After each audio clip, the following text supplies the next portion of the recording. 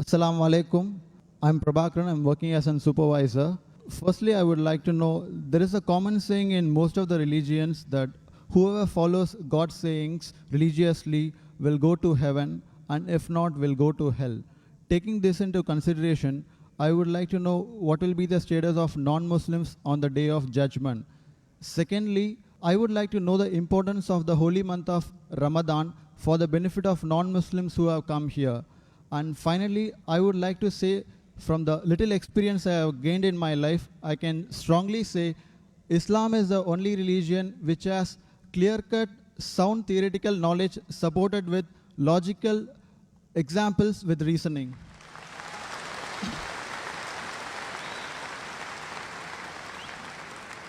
The brothers asked three questions or three statements he had made. The first question was that all the religions say that if you don't believe in the commandments of God, you will go to hell. What will happen to non-Muslim on the day of judgment? Brother, as I mentioned earlier, the Quran says in Surah Nisa chapter 4 verse 48 and Surah Nisa chapter 4 verse 116, Allah, if He pleases, He may forgive any sin, but the sin of shirk, associating partners with God, He'll never forgive. So if a person dies as a non-Muslim and he associates partners with others, he believes in false gods, he does idol worship, he shall never go to heaven. Compulsory he'll go to hell. To go to heaven, you have to believe in one God, worship Him alone, and follow His commandments. Regarding a second question, what is the benefit of the month of Ramadan to the non-Muslims? Quran says in Surah Baqarah chapter 2 verse number 83, fasting has been prescribed to you as it was prescribed to people who came before you so that you may learn self-restraint. The reason we fast is because we increase our taqwa, our God consciousness, our piety.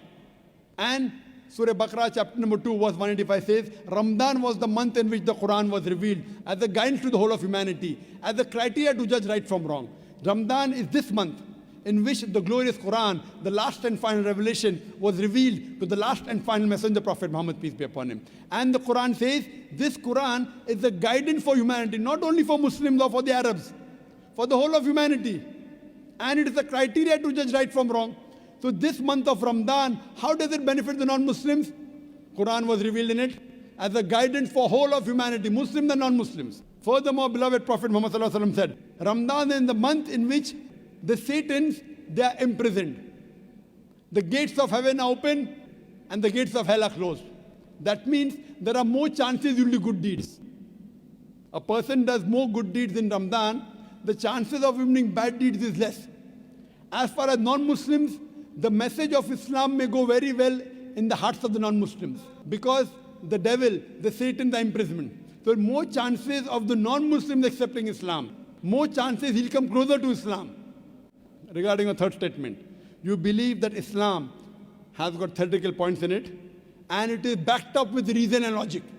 So when you agree that Islam then rules and regulations which are backed up with reason and logic, my question to you in this month of Ramadan, then why don't you accept Islam? It is not a question of accepting Islam. For the matter of fact, I do accept all the religions, all the good things every religion is saying. So I don't have any... Brother, you say you believe in all the good things in all the religions. That means there are some bad things in some religions, correct? I do agree, strongly agree. Oh, fine. I want to ask you a simple question. What do you think is bad in Islam?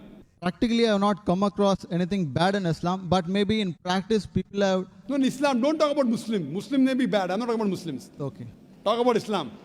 There are Muslims who may have alcohol, there are Muslims who may cheat. I've not come across anything bad about Very Islam, good. to be Now very frank. you told me very frankly, you take good things of all the religions. You also said you know there are bad things in other religions. And you also said you don't know of anything bad in Islam.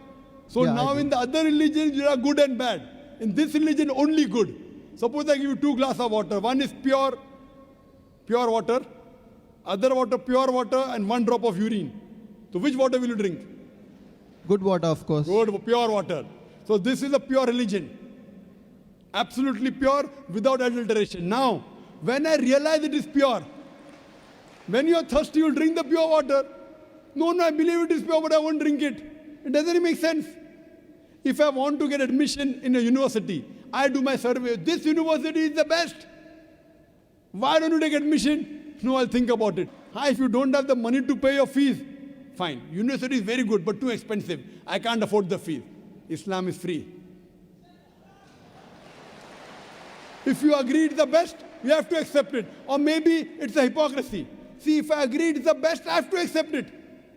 If you know there are no faults, that means God will question you on the day of judgment. If you agree, God gave you the message in your heart, it is the best religion, why don't you accept it? See, if you agree it's the best, it's illogical. It's illogical not to accept it. If you think there's something bad, I will clarify your misconception now. If you agree it's the best religion, if you agree it's the most logical, unless you are illogical. If you are logical, you have to agree the most logical religion. Unless you consider yourself to be illogical, brother. You know, sometimes, brother, emotions. What will my mother say? What will my father say? What will society say? Muslim! So these things may prevent you from accepting. I agree. It's difficult. It's not easy, brother. But if you are logical, if you are scientific, you have to accept what is best. Therefore, I say, if someone proves to me any religion better than Islam, I will accept it. If someone proves to me today, anytime, there's any religion better than Islam, I am ready to accept. If someone proves to me Christianity is better, I am ready to accept Christianity. Someone proves to me Hinduism is better, I am ready to accept Hinduism. I am not just talking. I have discussions with the doctors of divinity, with the top Christians. I am not a scholar, I am a student. I consider myself to be a student of comparative religion. But I have dialogues and discussions and debates with the top scholars of Hinduism. You know the most popular Hindu speaker is Sri Sri Ravi Shankar. Have you heard of him? Very much. Yes, he agreed with the Quran. I'm He a big agreed fan of him, in fact. You are a fan of him, mashallah. Have you seen my debate with Sri Sri Ravi Shankar? No, I'm not seeing. So you should see the debate with your hero, Yeah. Sri Sri Ravi Shankar, Sure. and the student of comparative religion. Inshallah, if I get an opportunity, definitely. Yes, and since you agree, even he agreed that God has got no images. He agreed in the truthfulness of the Quran. Unfortunately, he didn't accept it. You know why? If he accepts, he will lose all the following. I agree. You agree. Do you have a following? Do you have a following, brother? No, I don't have any following. Very good. So what will you lose? Maybe some friendship, maybe some relatives. It's difficult. It's difficult. But if you know the truth, you should accept it. There's nothing wrong about it. Actually, so far as of now, I have not thought of about this because this is the very toughest and hardest thing in life to make. Think today in the month of Ramadan. You ask me, how does it benefit non-Muslims? It benefits a non-Muslim in opening the heart towards the truth. So I request you to think it over. If not today, yet you have another 3 weeks. Another 2-3 weeks you have till the month of Ramadan. If not today, except in the month of Ramadan, it will benefit you. And inshallah, I can tell you that inshallah, if you accept Islam, all your previous sins will be forgiven. 100%. So today if you accept Islam, if suppose you die today, I can tell for sure you will go to Jannah. I'm not sure about myself, but about yourself I can tell you. Because the moment a person accepts Islam, all his previous sins are forgiven. If you accept Islam and if something happens to you today, I don't know about others. Inshallah, you'll go to Jannah. Thank you very much. So I'm waiting for acceptance.